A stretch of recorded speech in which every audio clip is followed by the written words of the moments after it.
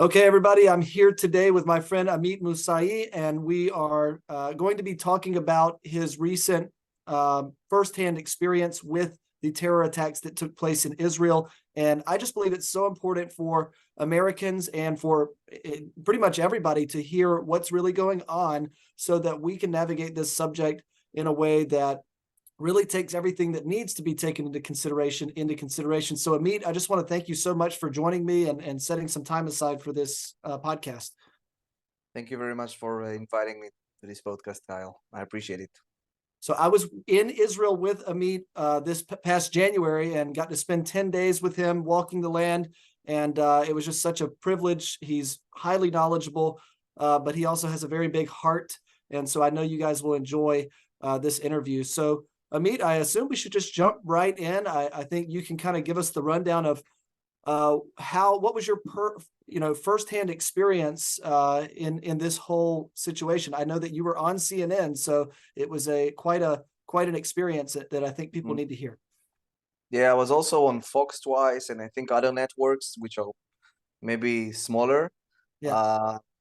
That also encouraged me to create a presentation so I can directly talk with people and tell them about what truly happened over there on that terrible day of Shabbat on the 7th of October. So with your permission, I would love to show the presentation.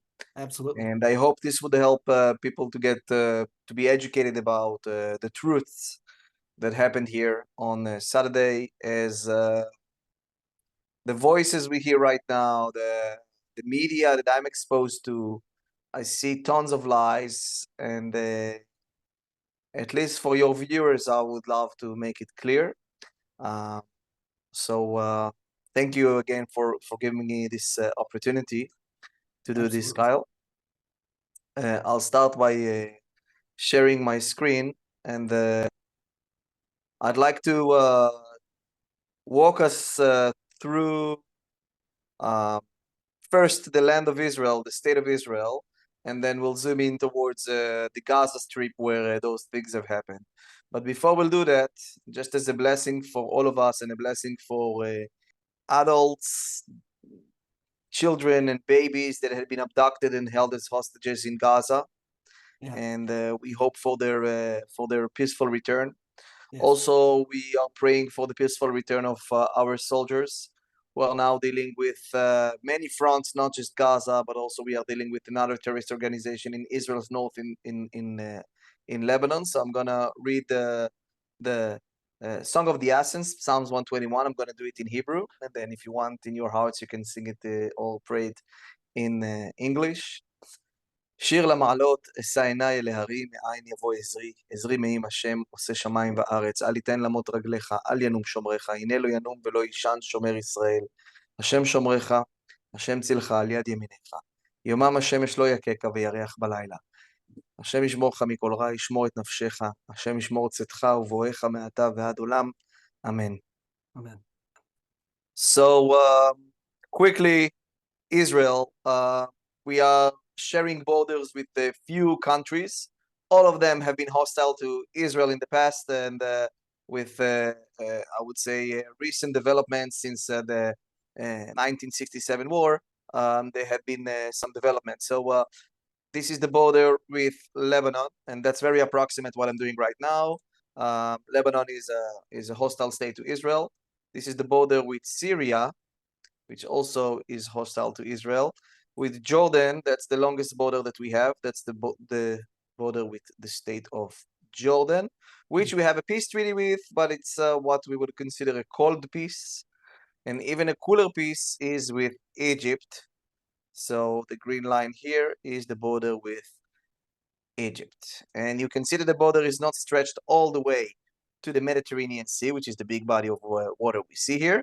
And that's because over there we have the Gaza Strip, which is going to be the next thing that I'd like to show. Israel was established at 1948. It gained its independence from the British Mandate occupation after the Independence War and after a partition plan that suggested a two-state solution that was never materialized. So since 1948, Israel also had grown in its size after aggression coming from Jordan, Egypt, and Syria in 1967, which made Israel to also liberate the Gaza Strip from the hands of the Egyptians. So Israel's size is approximately 8,500 square miles with population that is approximately 9.5 million. 75% of Israelis are Jews, and approximately 22-23% are Arabs. Majority of them are Muslim Arabs. The Gaza Strip was under Egyptian occupation since 1948 Independence War. In 1967, after Egypt was an aggressor to Israel, Israel had took over not just the Gaza Strip, but the entire Sinai Peninsula, but maybe this is for another session. And now I'd like to point over the border of the Gaza Strip. So this is the Gaza Strip. It's 141 square miles in size. It is on the shores of the Mediterranean Sea. After Israel one-sided step to withdraw completely from the Gaza Strip at 2005, the Hamas, which is a terrorist organization acknowledged by the US as a terrorist organization, and some other countries, but not all of them, Hamas took over the Gaza Strip from the PA, the Palestinian Authority, which was an authority created through a series of treaties between Israel and the Palestinians, people who identify as Palestinians in the Gaza Strip and the West Bank. And Hamas is now, since 2005, the dominating entity, and that's including a political side of it, but mostly it's an aggressor towards Israel. It's an organization that many times have engaged with Israel in different terror attacks. I remember them since the 90s when I was a child, in the first Intifada, in the second Intifada, which were basically uprising against Israel and managed by the Hamas. So it's important to remember that Gaza was under Egyptian occupation between 1948 and 1967, and the Egyptians, they didn't care for the needs of the Gazans. They were not supplying them anything or anything like that. But since 2005, Israel basically had made it clear that the Gazans cannot just freely walk through Israel. So we build a fence, we build a barrier over there, with hopes that this will not allow the terrorists to go through. And this is where they start to shoot rockets, not just on the Gaza envelope, but on the entire state of Israel, as they are receiving long-range missiles from Iran. So prior to the building of the fence, was that during the second Intifada that Yes. there was a lot of people crossing over and a lot of terrorists? Yes, one that from birth has a decision to die as a martyr for the cause of freeing whatever would be Palestine, which was never a state. There was never a Palestinian state. Yeah. So yes, they could cross quite easily, and there is a lot of security. Now, Israel is allowing a certain amount of Gazans to cross into Israel in order to work. Israel is supplying water and electricity to the Gaza Strip, Right. although Hamas is an aggressor towards Israel. Right. Anyways, I'd like to emphasize one more thing. Right here, this is Rafah, and over there is a border crossing to Egypt. Now, when people are saying that Israel is making a siege over Hamas, that would need to include also the siege that Egypt is doing over Hamas. Now, Israel is allowing traffic of goods, of medicines, and whatever, even right now during the war. All right, so after making the geography clear, I'd like to go quickly towards the area that is surrounding the Gaza Strip, what we are defining as the Gaza envelope. The Gaza envelope is a territory, sorry, of depending on the distance, on the exact location, but those are localities that are in the distance of anywhere between 20, 30 miles, up to 30 miles from the fence of Gaza. This is what we call the Gaza envelope. In the small picture here on the side, we can see different lines. Each one is defining a range of certain missiles that Hamas is shooting to Israel from time to time. The Gaza envelope is, and the Gaza Strip itself, it's an area that it's not just a shoreline, but an area that is basically a desert by definition. But with smart irrigation that Israel has managed to do, it's an area that can create a lot of crops in agriculture. Okay. In the Gaza envelope, we have 57 different communities, small towns, kibbutzim, social communities, and other stuff. with a number of approximately 70,000 residents. So that's the Gaza envelope, and that's the area that is mostly being targeted by Hamas in the many engagements, the many aggression engagements they've made with Israel. And now I'd like to focus on what happened on the day of October 7th. Do you have any questions so far, Kyle, for myself? I think you are doing a fantastic job. So I'll So save let's my proceed. questions. I'm zooming into an area which is called Re'im. And over here, we are, I would say, less than 5 miles from the border with Gaza, which is the Yeah. dashed line here. Um, a lot of agricultural territories with many kibbutzim and also small towns. So this is where a musical festival had taken part, and I've participated as just to enjoy the music, to enjoy life, to celebrate. It was the end of the holiday of Sukkot, and Yes. when we are celebrating Simchat Torah is the holiday when we are uh, celebrating the beginning of the session of reading the Bible. As Jews are reading chapters of the 5 books of Moses, every week we read a chapter, and by the end of the year we finish the 5th book, and then we restart. So Simchat Torah is basically celebrating the restart of the annual reading of the Torah. Okay. So that was also an end of a long holiday season, and the next Sunday I was about to start and work, but I took the time to get some adventure by going to a music festival with my best friends. From home, I'll zoom out a bit. The orientation is now where we're looking. The top is the south. So I live in Holon, which is right here, and that's approximately an hour, 20 minutes ride to the Gaza envelope. And at Re'im, this is the location of the music festival. We arrived in my vehicle, 4 of us, all men in our, we've just all turned 40, as we were expecting more friends to arrive, Adir and Shiraz, a husband and wife, and Shiraz's friend Celine. They would come in a different vehicle, also coming from the same city, from Holon, and they've decided to arrive in the morning and not to join us in a night ride. That was the prefer, and we've all respected that. But we arrived around 1:30 a.m. It's a type of a festival where you can camp, so we've put a tent, a few chairs, a place to relax from time to time, and basically it's a dance music. It's an electronic dance music. Um, I know it's not easy to see from the satellite view here, but we have here a few trees, but a lot of barren lands, which are also a bit dusty. That's the typical type of soil you have over there. This is a picture just to show you the territory, how it would look like in the winter. We have a lot of anemones. Those are the type of red flowers we see here. It's just a beautiful place to visit in the winter in Israel. Many Israelis are just coming to this specific area to hunt for the beautiful red flowers, the anemones. So that's more or less how the area would look like without all the grass and flowers. We are still considering the end of summer, so mostly it's like this type of ground we see with smaller trees. And now I'd like to proceed by showing the how the festival looked like, what was the atmosphere. I'm going to share a video. The video would have a sound. I just want to prepare what you're about to see. You're about to see the festival. You're going to see people are dancing.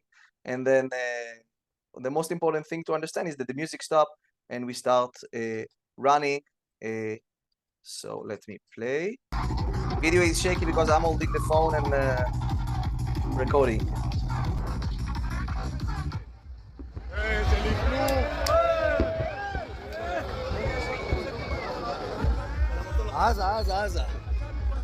Okay, just to explain, music had stopped. For myself, I thought, what? Yeah. Is this like a fireworks? Why the music stopped, and why they stopped the music for a fireworks show? Yeah. And the second after I look at the sky and I see missiles, I know how they look like. It's not the first time for me, but I'm used to that when I'm in my residency, when I'm at home, when there is a shelter, at least a place to escape to. Yeah. Not the bomb shelter, but still over there we are in an open land. You saw it's just soil Right. and trees, and Mhm. everything else is temporarily built over there. So we don't have like a concrete building that can protect us. And we're speaking of a festival with more than 3,000 attendees. Yeah. So what are you going to do now? Uh, I'd like to resume the video, and Yes. you see now a bit of running and a lot of confusion. People don't really know what to do because not most people didn't even realize what just happened. Yeah. Uh, and I'm already understanding this is a missile attack. עזה. I'm screaming עזה, Gaza, אחי. Gaza, Gaza. עזה, יירוטים, אחי. יש יירוטים. וואו, מלחמה.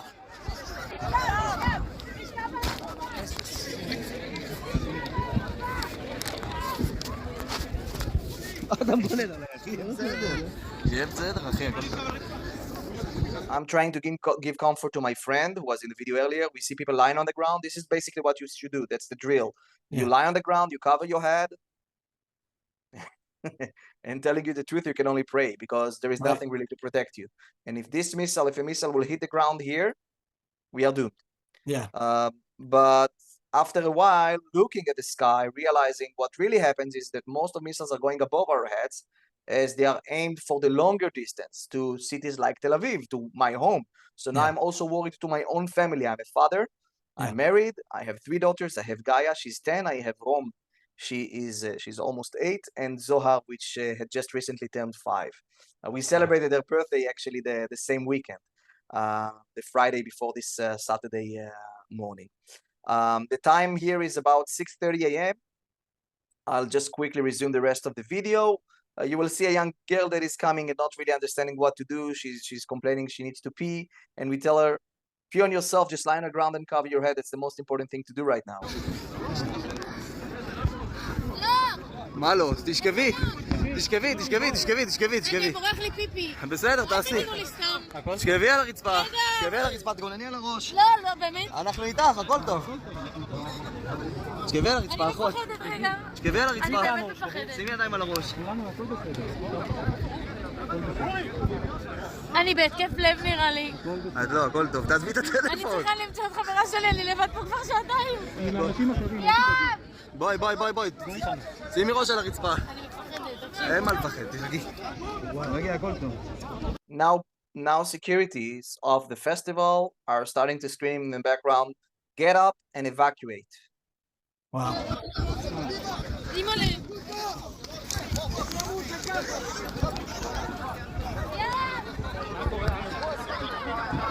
בוא.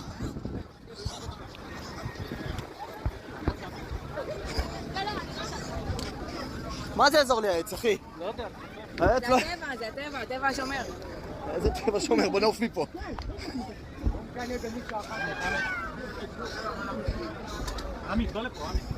Okay. When this happens, when there is a rocket attack and you're basically outdoors, for example, if you're driving your car and you're in the highway, you're supposed to hide by your car. Like the car would be kind of your shelter, at least Right. from shreds. And this food truck we are hiding next to is the closest thing to a car or to any stable type of building. Now, although you don't see people are panicking, remember this is a music festival. People are drinking here, at least they are drinking. Yeah. So a lot of people are not in a mindset right now that can allow them to run or to find an asylum or to escape. I want to share quickly maybe just one more video. So what happened next is we are running to our campsite, to our tent. Me and Alon was next to me in the recent video. We are meeting with 2 other friends.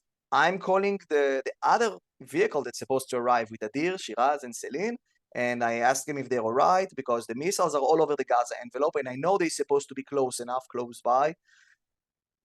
Unfortunately, they were too close and they were in their vehicle. And they told me that they found a place to hide. That place was even closer to the border than where we were. Yeah. So this is the music festival area where it says Nova Musical Festival of Reim. And my friends, Adir and Shiraz, they were in a place called Mefalsim. That's right here. And you can see how close it is to the Gaza Strip. Now, we didn't know yet ourselves. What I'm telling you now is in the aftermath. Yeah. We didn't know what is happening. We didn't know about terrorists who broke the fences and the barriers and started to engage with rifles and grenades and RPGs. What happened to Adir and Shiraz, and this is something we learned way later in time. I'm speaking like maybe a week after October 7th, when their bodies were located and so on. We learned that they were hiding in a shelter, in a concrete shelter. Basically, it's like a portable caravan just made of concrete. There is an opening, there is a door that they could not seal. There was no way to seal the door. They were hiding inside, and they told us we are in a migunit, in a shelter, and it's okay. And this is the last time I've heard from my friend from Adir. It was about 6:50, I think, a.m. So we are 20 minutes after this attack had begun. Yeah, so that's the last call I've made with Adir. Now, after being next to our tent, we've decided to take our gear and to evacuate. Some of my friends say, no, it's gonna stop soon, and we can take our time. And I told them, no, guys, I need to be with my family. I have family at home. They are panicked right now because they have sirens. They hear the booming because those missiles are not falling just next to us. Next to us, we have like smaller rockets, but missiles are making the way to Tel Aviv district, where I live, where my family is located. So I told them we need to leave. So we began leaving the festival arena back to our vehicle, to my vehicle. When we've parked the vehicle at night, I don't know why, and you can name it however you'd like, Kyle, but I decided to park under a tree. Now, it's in this territory. You can see maybe there are 3 or 4 trees in this area where I'm now going with a crosser. So this is where I've decided to park. I find the vehicle in a snap. 3,000 people. Imagine we have at least 1,000 vehicles parking there, and I found my vehicle quite easily. Wow. The next thing that you want to do is to open your car, enter, and drive, right? All right, what happened next? The remote of my car is not working. It's not active.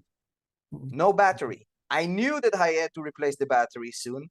I didn't know that it can lock me outside of my car. So I've pulled out the mechanical key. I've opened the door. My friends are behind me taking videos of the missiles. And what should I do next? I'm trying to start the car. No success. Once the remote has no battery, there is no chance to start. Possibly there is a way to start with a mechanical key, but I didn't know how. I told my friend to check on Google how we do that, and none of them was focused in the happening. They were just amazed with all the missiles exploding above our heads. It sounds weird, but it's also part of the reality here in Israel. We like to document this. But actually, I have a video showing that part I'd like to show. So the next thing is us running, going to the vehicle. You can hear the זונות. תראה, תראה, תראה, תראה.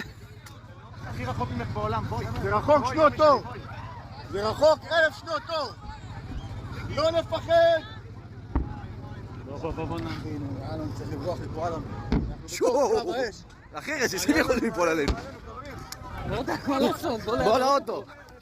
וגם אחי, תוציא את האוטו ומה... So there are a lot of dilemmas here before we arrive to the car. Anyways, after a few attempts, it's starting. This delay in starting the car, I would consider as a miracle. I really will, really, because I tell you what happened after that. We've started the car. I told them jump in the car and let's get out of here. The red route that you see is approximately 0.4 miles on gravel off-road. And then while going off-road, those are like trails. So it's easy to drive on them. But towards the road where we see the yellow line, this is where it becomes more problematic. As there was some traffic here. We're not the only ones that made it to the car and wanted to escape. So there was a traffic line in this intersection joining the road. Also, there was a lot of confusion here because there was a police on the intersection. Their job was to show people into the festival and to secure the area.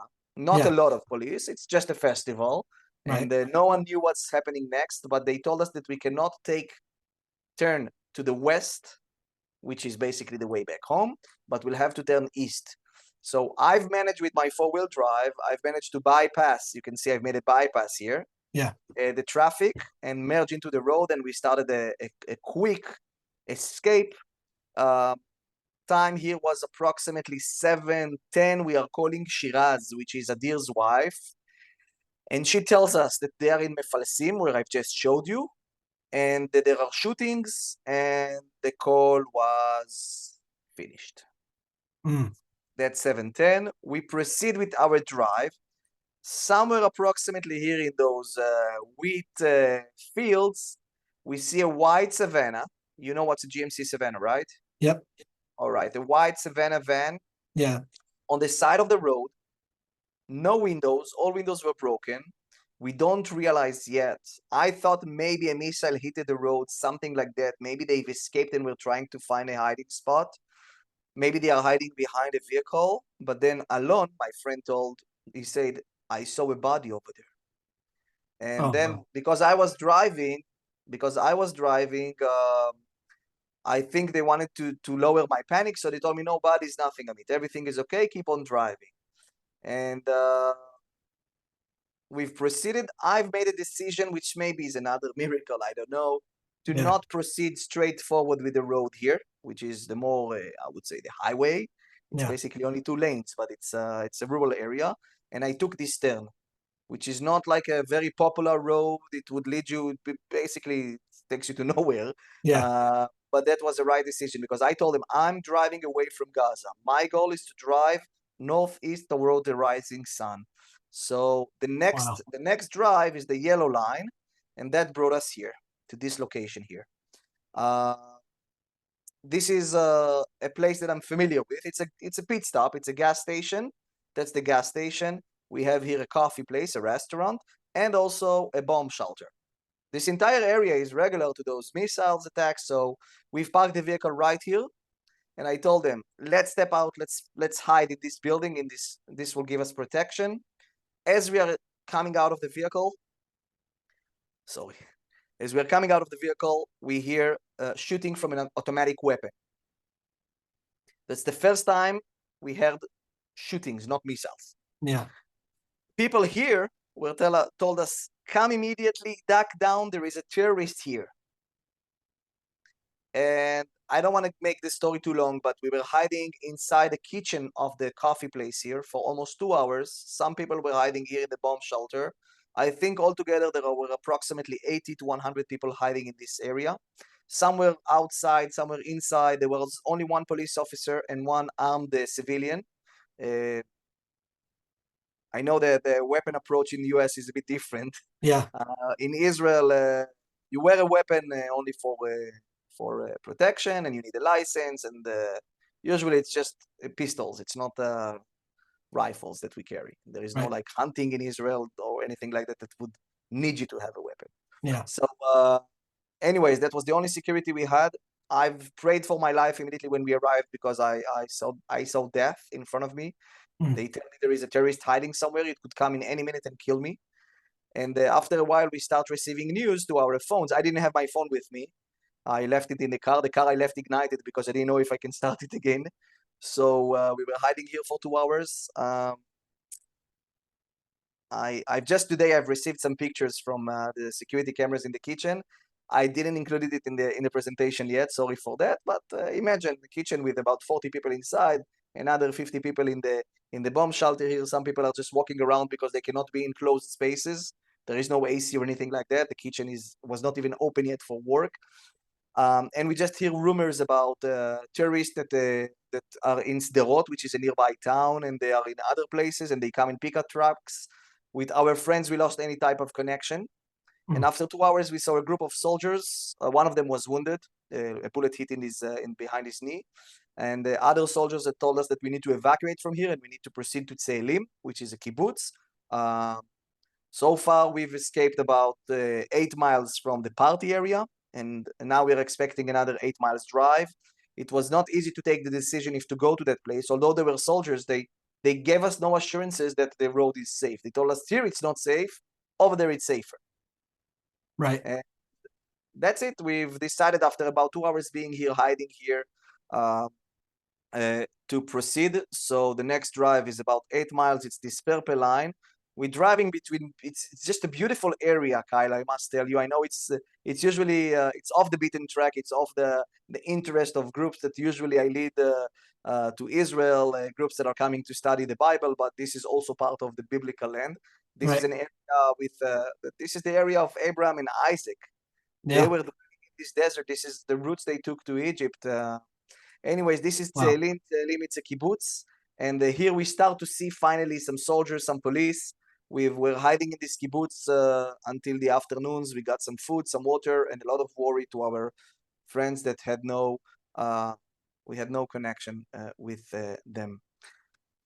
Wow. So that's my story of the escape, and from there, the afternoon's hours only, and the event starts at 6:30 a.m. We start with a missile attack. We later learn about terrorists, and we learn about people that had been killed, and we are worrying a lot to our friends. We cannot reach out to them. The phone is not working. I'm receiving requests to help and rescue others because some of my friends knew that I'm there and that I was saved. I've posted it on Facebook. Wow. So yeah, So the two miracles that happened, if you don't mind me asking, the delay in your car starting at the beginning, yeah. what did that enable you to avoid by having that delay? So remember, I've talked about the savannah with no windows. I believe that if the car would start on the first attempt, we will end up like that savannah because those people over there. In a later article that I read, someone had reported about that savannah that was found abandoned in the middle of nowhere, in the middle of the road, by the road, and it was of the party goers for sure. They found like some liquor in the back and so on. So it was of the party goers, and they've managed to escape before us. But they most likely have encountered terrorists that made it to the road from a different location. I don't think it's likely that they saw the terrorists from the road itself. Maybe, I don't know. It's really Yeah. hard to tell right now. We don't have enough information yet. We are now in a whole different story. We are engaged in a war, and we've also sent infantries into Gaza. So the investigation of the events is not what we are focusing at right now. I want to do another screen sharing. Those are my friends. This is Adir. He is my friend. I know him since I was 14 years old, since I was in middle school.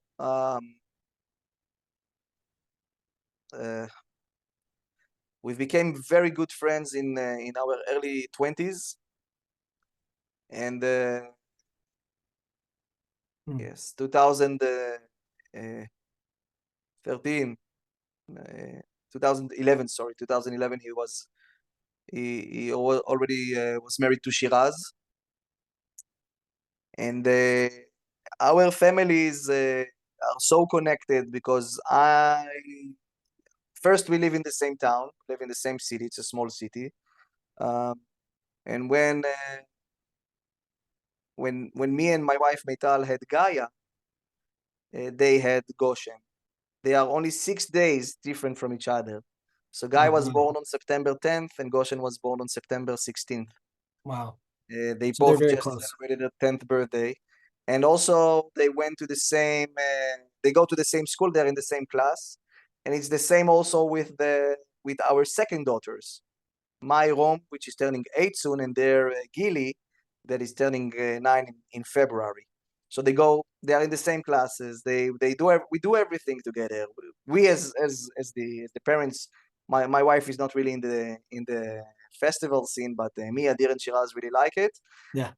And Shiraz met Celine at her workplace, and Celine had joined most of our parties that we went together to, also to some of our trips. You know, I'm a tour guide, so I'm also doing like trips to my own family. We go to places together. Yeah. Adir and Shiraz and Celine were all murdered in the same location while hiding from rockets in a shelter. They were murdered by monsters, by terrorists. They didn't even like engage with them. They they throw grenades into the bomb shelter, and this is when Shiraz and Celine most likely lost their life. To my understanding, from a person that was with them, a total stranger that was also hiding over there. He shared his story. His story is documented. And this is also how we learned about what happened to them, because they were missing. Since that Saturday, they were missing. I arrived home to be with my family, and I had to deal with a lot of panic in my family, panic to my own security, to their security, because the missiles were going and going and going all day long. When I arrived home, there was a cease of the missiles for maybe a couple of hours, and then it restarted. So while I'm worrying to my missing friends, we went to my wife's sister's home, away from Holon, just about where the missiles are not hitting at, a bit further north, and we were seeking for the friends. But on Sunday morning already, we've gained an information. One of our friends have gained an information from this evidence who was in a hospital. He was injured, but he survived, and he told us that a grenade killed the two ladies, and Adir, from some reason, went outside because he didn't have air, maybe from the gases, from the explosions. And once he stepped outside of the shelter, a terrorist shot him from a blank position, I think that's the term. Yep, point blank. Point blank, sorry. So he shot him directly and killed him on the spot. And that's the unfortunate story of Adir, Shiraz, and Celine. Adir and Shiraz, as I said, parents of Goshen and Gili. This is Goshen, this is Gili. This is a picture that was taken a few years ago. Celine, she left behind a husband and a 6-month-old baby, Ellie. She was breastfeeding Oh, Ellie. goodness. Yes. So now we are dealing with orphans. One of the Yeah. reasons that I'm willing to tell this story, it takes me to a very emotional place, and I'm always going back to this dark time that I've experienced almost a month ago now. But the reason I'm Yeah. doing that is because I want people to be aware. And also, if we can get something from people who would like to help those orphans, we would like to promise them the future that their parents have planned to them. Yeah. I'm being asked, is the government giving anything, helping? Most likely they are, but now nothing is functioning in Israel. Nothing. I myself, as a tour guide, I have no work. I would probably have no work maybe a year after the war will be ended. Who knows when this will come? So I'm not looking for support to myself. I don't know. I will find a solution. But for them, there is no one to provide. Right. At least their parents are not there for them. And we'd like to secure their education. We would like to secure their healthy life as much as possible, and to support in all their needs. We've started this GoFundMe page immediately when we learned that Adir was killed. So although we had the information already on Sunday night, we had to wait until Thursday. I believe it was Thursday or Wednesday that his body was identified, and the following week the body of Shiraz was identified, in a few hours after also Celine. So we opened the GoFundMe because I knew that people would be more aware closer to the event. Now we're almost a month after, and we see kind of a degrade in the amount of donations that we gain. I must say that most donations, as much as I know, came from my past tourists. Maybe I'm wrong here, but anyway, I can credit people for that. And if I'll put a link to the GoFundMe page in the description of this video for anyone who yes, and wants also to. people now can like anyone who watches the video, they can just scan the QR code and go directly to this GoFundMe page. Yeah. Yes. The fortunate story of myself, my survival, and the three friends that were with me. By the way, we've also, from that kitchen place where we're hiding, we've picked up another person. We helped to save another person. Wow. Yeah. So the emotions that I've experienced in the passing almost month were crazy. I was happy to be alive and to be with my family. I was very sad when Adir and Shiraz were still missing, and obviously mourning for their death once we knew that. And I'm also dealing with panic of my own family. Gaia, she's so stressed and panicked right now, and we try to seek some help for her. I'm getting some mental health. I never never in my life I needed a psychologist, because Adir, my friend, was my psychologist. He was the person that I could talk to. Everything about my life he knew, and I knew everything about his life. And I must say, he was such a caring person. He always cared for others before he cared for himself. Wow. The same with Shiraz. She was such a beautiful soul. She was always giving. Both of them were in the Shiraz was a hydrotherapist, and Adir was a teacher for babies, swimming classes for babies, their first steps in water. They really loved the water, and mostly the sea and the oceans. We've almost every time we traveled to a place, it had to be connected with water, because they so much loved it. And Adir, both of them had two jobs. Adir was also a handyman, an electrician, and Shiraz was a manager of a lawyer office in Tel Aviv. And everybody loved them. We still love them, and it's a lot to deal with. This loss is incredible. Yeah, I can't even begin to fathom. And this is the real consequence of people not taking this issue seriously, especially, in my opinion, in terms of people in the United States who are too disconnected from this. I really hope this will wake you up. I really hope this will wake you up. I see videos now that are reposted. So most likely the sources are by Hamas, by people who are truly maybe born, or maybe a generation of 3 generations ago, someone was here in Palestine and decided to go and live in America.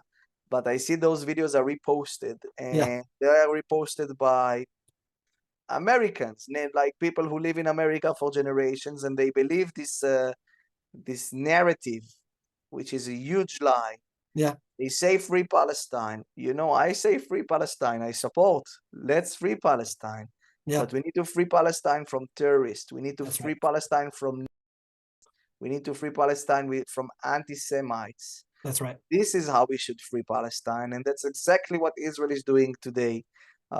Since this attack had began, we realized, we were giving them opportunities, although they were occupied by Hamas since 2005. Israel is not over there. We are not in Gaza.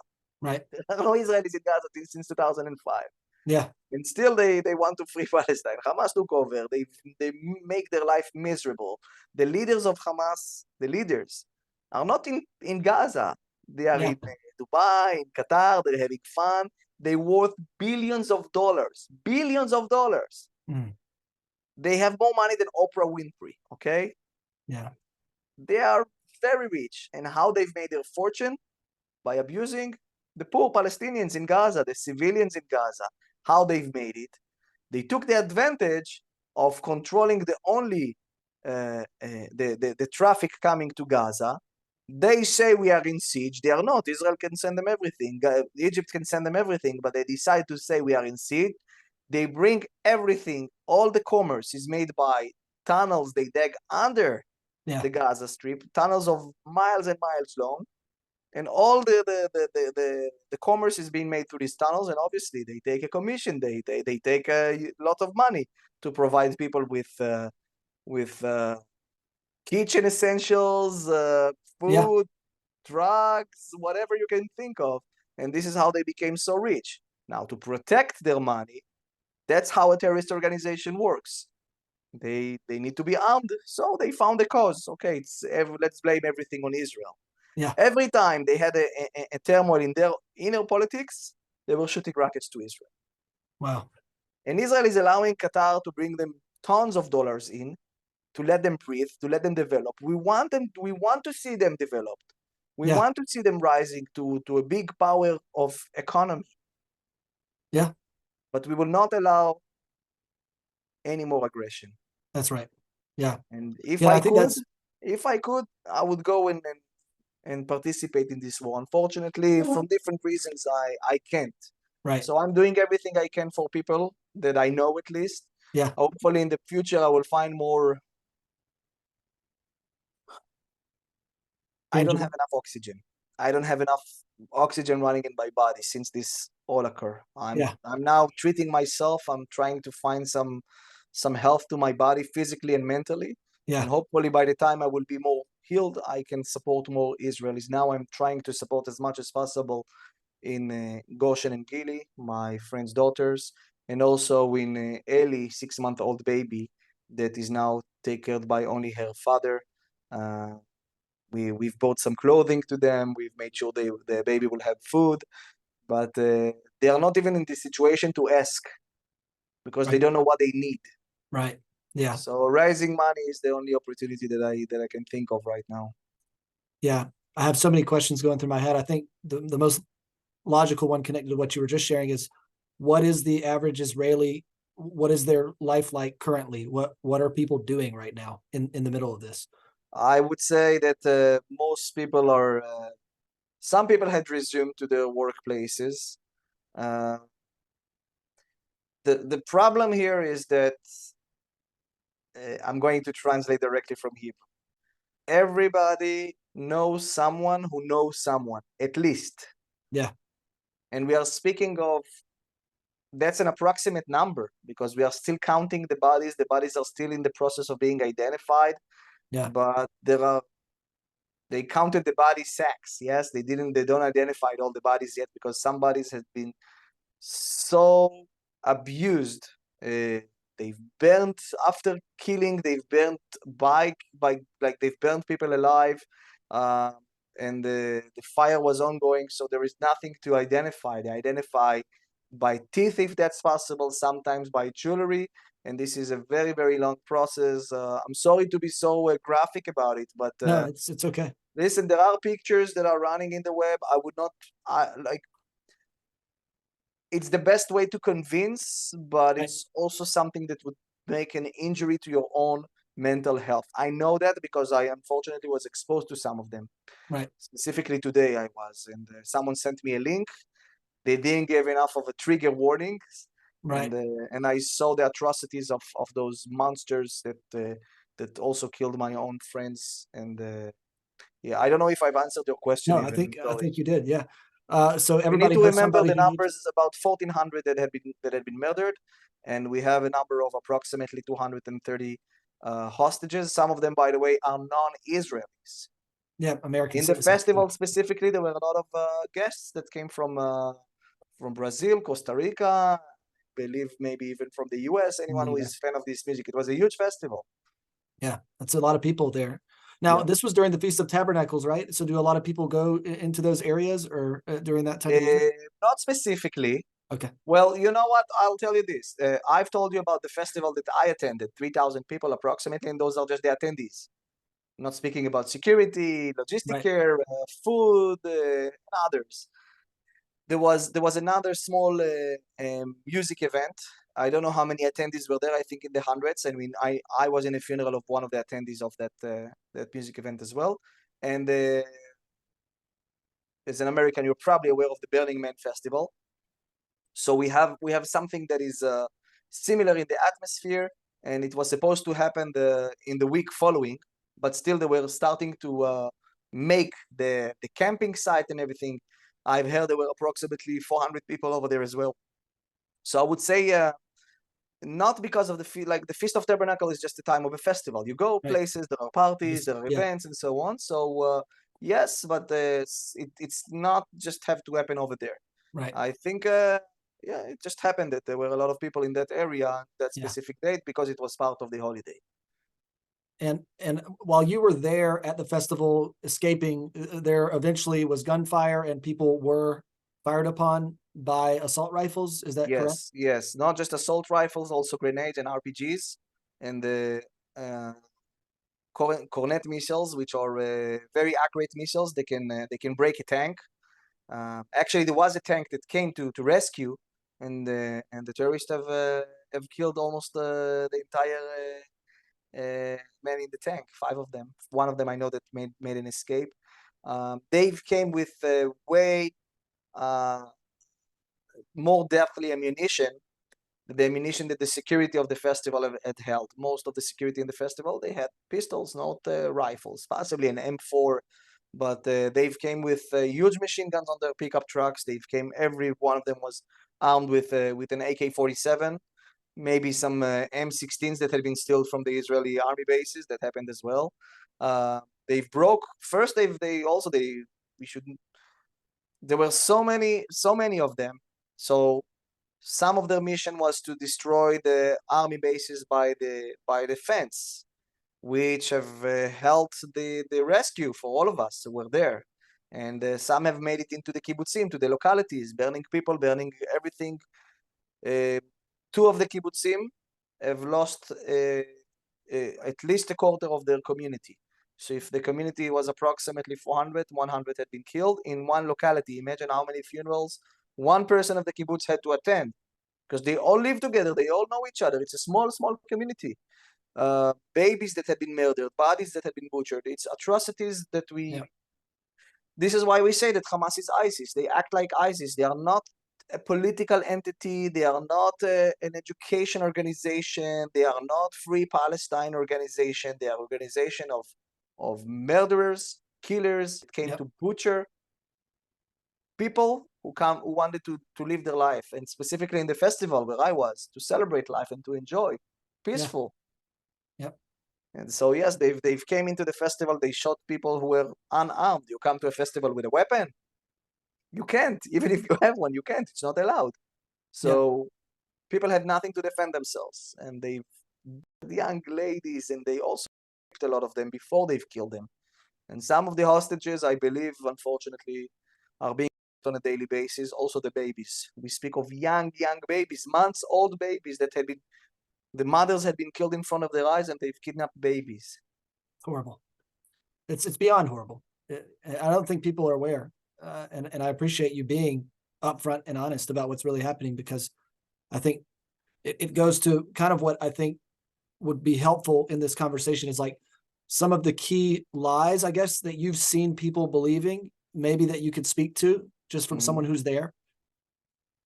You know, I just amazed to see how people are biased. You know, I don't want to talk about American politics. You will do your interpretation later if you'd like to. I'm not an American. I don't live there, but I see videos of people who are protesting Free Palestine, and those are men wearing dresses, and to be honest, Kyle, and I see people, men in dresses, wearing the pride flag, and also screaming Free Palestine. Now, I don't think they're really aware what will happen to people like them if they go to Gaza. Right. Hamas, once they will find they are gay, they will kill them on the spot. They will do it in a public trial. They're not allowing those stuff. Right. They are following the Quran and the Sharia law. Yeah. Which is not allowing anything like that. Right. So also I see people that are like, there is a lot of campaigns right now to bring up awareness to the hostages situation. So the Israelis or anyone who is pro-Israeli, in different places, they've put posters of the hostages. And then you see videos of people, mostly young, by the way, that are taking away the hostages posters. And the person who is taking the video is amazed to see that, and he asks, why do you do this? Yeah. And they don't even, I can tell you, ask them to put their finger on the map where is Palestine, they have no idea. Yeah. Yeah. Because they've been brainwashed that it's I don't want to use a specific word because again, I don't want to go into the American politics, but they believe it's the modern thing to do to support Palestine, but they have no idea that they support murderers, kidnappers, people who butchered bodies, and also do not allow anything that they would like to see in a modern, evolving world. For example, human rights. Yeah. They just shout Free Palestine because someone have eat their brain with, or washed their brain with lies, and they are biased people. Yeah. You mentioned earlier that, and I had, just wanted to point this out. You mentioned that a very significant percentage of Israeli citizens are Arabs who are Muslim. And yes, of course. 1948, it was not an empty land. You've been with me in Israel. I don't know if you knew much about it before or not, but I'm on my tours, I'm explaining 4,000 years of Judaism, of at least of monotheism in Israel, starting with Abraham, Yep. and all the way to the existing state of Israel. So there were Jews here, there were Arabs here, prior to the independence war of Israel, prior to the Ottoman Empire, there were Jews and Arabs here. Yep. If you ask me who is to be blamed, I think it's the British Empire, but also it's a lot of the world politics as well. You know, Russia is involved in what's happening right now. China is involved, and America. But Jews and Arabs always live, not always. They lived there in the recent centuries. There were no Arabs or Muslims in before the 7th century AD. But Jews, for example, were a majority in Jerusalem until the 19th century. Yeah. So it's important to remember this as well. Yeah. But they got along because they were under a third party, either the Ottoman Empire or the British Empire, depending on the period. But 20th century, this is what we've experienced. Once Israel was established as a state, you can check our independence declaration. The state would not, David Ben-Gurion have wrote the declaration, and it says that we will not judge people by their gender, their religion, or their race. So if anyone who see himself or anyone that they see themselves as Israelis and they accept Israel as their state, they are welcome here. Yeah. Kyle, if you will step into a pharmacy in Israel, most likely the clerk, the pharmacist, is an Arab Muslim, either he or she.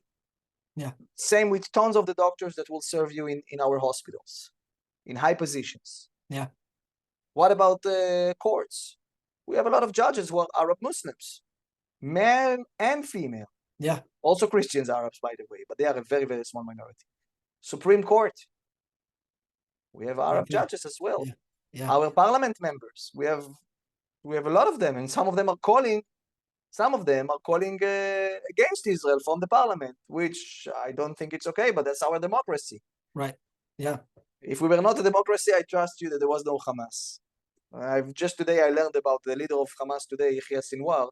He was a prisoner in Israel, and we released him because the Palestinians, the Hamas, they've kidnapped one of our soldiers years ago. And so we've traded, I think, 1,000 and something prisoners for one soldier because we care for our people. We live for life. Yep. And they live to die. And they say it. Yeah, it's a death The cult. mothers over there are celebrating when a baby is being killed because he immediately became a martyr. Yeah. What a deadly ideology you live by. Right.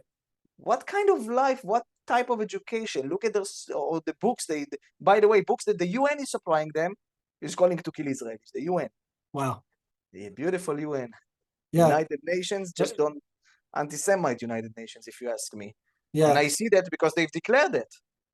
Yeah. The head of gave the United nickname of- Nations, he just recently he said that this terror attack in October 7th did not happen in a vacuum. Right. I don't want to use bad words right now. Yeah. Yeah. I understand. Well, there's a nickname that the UN received back in after 2010 and maybe before that, the UNAI, the United Nations Against Israel. And it's really feeling like that. Yeah, it sure does. I mean, when they this is what I feel. David Ben-Gurion, the first prime minister of Israel, he said before the independence, you know, there were voices in the Israeli leadership, not Israeli, the Jewish leadership before the state was established. So they say, what about the United Nations? So in Israel, we don't say UN, we call it it's an abbreviation, like an NHS nation. So and then the nickname that David Ben-Gurion gave is Shmum. Shmum like nothing. Klum. Yeah. It's basically it's rhyming words. It's nothing. We don't need to. They have no power. Right. They have no true power. Besides of how do you call it when they do when they vote against? I remember I forgot the word. Resolutions. Yeah. They made resolutions. Yeah. Tons of resolutions against Israel. Maybe one against Syria, one against the Hamas, one against Iran, and we know where the devil is sitting. Yes. That's right. I trust you. There would be no resolution about what happened, but they would do tons of resolutions because Israel is now retaliating. Yeah, yeah. Well, I think if you don't mind in closing, I think another thing that is characteristic of some of the lies that people believe about Israel is the average Israeli that lives in Israel, what were some of the things that led to them, if they're not someone who lived there, prior to, the 1900s, if they were part of a family that immigrated there. I don't know if you wanted to give either your story or a story that's familiar to you in terms of, how did the Jewish population begin to make its way to modern Israel? Obviously, there have always been Jews there, but I think it's so key for people to understand some of that story of Very easy. Anti-Semitism had risen. It was always there. Unfortunately, anti-Semitism was also a Christian thing to do. Yep. And we cannot deny that, Kyle. Yeah, Jews I had take suffered from responsibility for that. Christian persecutions against them. In the late 19th century, when we start to see modern states evolved, nation states evolved in Europe, our visionary of the state, I will call him, he saw the needs of the Jewish people to have a place to be together, to have their own state. So he started to lobby for creating a state for the Jews. He looked on what back then was called Palestine. It was the name the Ottomans have used, and also the British. It's a name that was to give disgrace to the Jews by the Romans 2,000 years ago. Yeah. That's very close to it happened in the 3rd century. Hadrian. Yeah. Yeah, but I cannot go into the entire history understand, right yeah. now. Anyways, the Jews had started to immigrate here in small numbers. Most of the time they were denied by World War I. British Empire took over. They did not allow Jews to come here freely. Yeah. So even during World War II, when Jews have tried to escape from the Nazis in Europe, they came in ships to the shores of Israel. You know what the British have done? They told them, we don't have enough capacity for you, turn back. And they had to turn back to Europe. Wow. Yes. Also, the Americans have done something similar, but I Yep. don't want to go into that as It's well. true. It's true. Anyways, while the British had left, 1948 Independence War start. Every place there was a Jewish diaspora, Jews who live outside of their biblical land, their historical land. Yeah. They were considered diaspora. Every place they lived and was Muslim, they became immediately personas non grata. So those countries became hostile to their Jewish communities that they lived together centuries before. And those Jews had to immigrate. Where to? Where would they immigrate to? They cannot go to Europe because all Jews in Europe had been killed right now. We Right. speak of the 40s. So they immigrated to Israel, who opened its gates to all Jews. Yes. So they became refugees from their homelands. Yeah. If you want a more personal story, although this is a bit different, my own family, years after the independence, in the independence war, we speak of Jews coming from Asian Muslim countries and African Muslim countries. Some of us managed to escape Europe on time. Some were refugees from the Holocaust. But my own family is an example. My mother, she lived in Iran. My mother's family is Iranian Jews, and once her father had heard about the miracle of the state of the Jews, Zionism, he decided to send his oldest daughter, the first of 6, to the land of Israel. And he made it because he saw with his own eyes the rising of, not of Islam, because Iran was always a Muslim country, but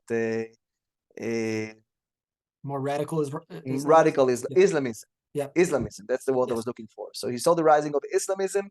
As you may know, Iran was a pluralistic state. You can see ladies over there. There are videos from the 60s. You can see them dancing in bikinis. Right. Which you cannot see nothing. Yeah. In an Iranian lady today, you would see nothing. They're all covered up. So my grandfather, my mother's father, he saw that coming and he sent his first daughter and then a second daughter, and eventually they've made an immigration. So how would you call someone who escaped from his homeland, where he had prosperity, when he left his home behind, all his luxury, everything they had over there, they had a good life. Yeah. He left this all behind because they became refugees. Yeah. And it's the same with refugees, Jews from all over the Muslim world that made it to Israel from 1948 onwards. Yes, some people living in Israel, Arabs that lived in what was called Palestine, had left as well from different reasons. Either they've been convinced that they live until the independence war of Israel would be a failure, and then they would have their own huge Muslim land, maybe calling it Palestine state, I don't know. Yeah. So they left convinced that they will win. Some had been encouraged to leave because of the independence war. It's a war, and that's the result. So you see, I'm not just telling you one side. I'm trying to give you two sides, and this is why I'm calling others who are brainwashing people as biased people. And if anyone wants to, you're all welcome to ask me questions. Pastor Kyle can give my contacts, Instagram, Facebook page, WhatsApp, email, whatever you want. It's not that I'm busy right now. I'm actually really enjoying this conversation because it keeps me engaged with a person, knowing that others are viewing. It keeps me closer to the reality that I want to be in. Yes. Educating. Yes. And not being in the situation that is behind the door. I've closed the world behind me just to be in this conversation. But coming back to my reality, it's dealing with children that cannot sleep. I cannot sleep, with sirens, with alarms, with fear for our life. I told you, like, we've scheduled this meeting, and I told you, I don't know if I will be here. Right. Yeah. I don't know. There is nothing to protect me. It's another We have miracle. Iron Dome, and we trust it. But I think today 2 missiles were not intercepted by Iron Dome, and buildings have been destroyed. That's the reality in Israel. And what happened if, I don't know, if Hezbollah that is in Lebanon will decide to go fully in? They're already involved. They're already shooting rockets in the north. I didn't speak about it. Yeah. What happened if Iran will join? What happened if Syria will join? What happened if Egypt and Jordan, our neighbors, will change? They say, okay, Israel is weak now. Yalla, let's destroy it, because that was the dream since Israel was established. Independence War, 1967, 1973, everybody called, destroy the state of Israel. Yeah. Only after 1973, they saw we are a big power and we have a good friend called the US. So at least 2 of them signed peace treaties with us. Wow.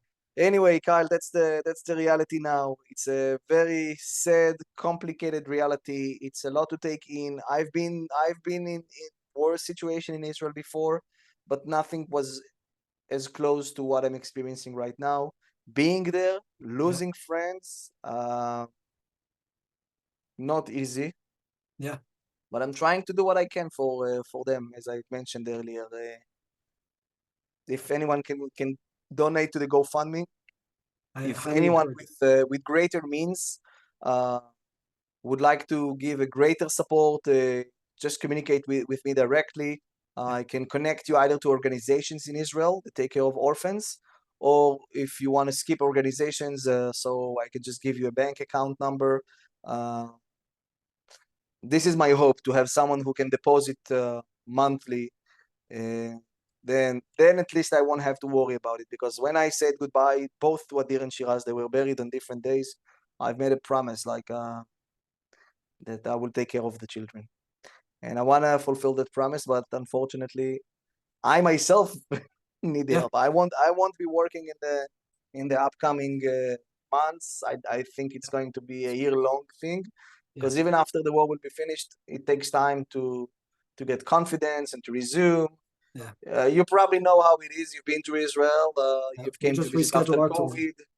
We had one that we were looking. We had one scheduled that we for February, and we just had to reschedule it. Yesterday, we finally had to pull the trigger on that. So yeah, it's Pastor Barry Perez that you're familiar with. Yep, I had to change his. I was supposed to be with him on the 2nd week of October.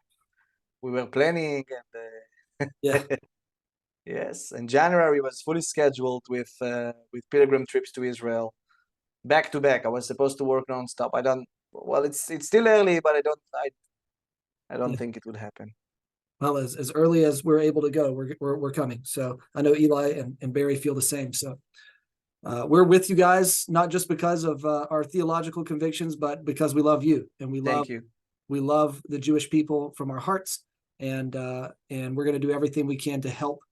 I really just believe if people can know the truth, they can navigate this issue the right way. They don't have to have the same Christian convictions as me. They just need to be people who care about what really is happening, and not being misled. And I think people don't understand the ramifications of believing misleading ideologies.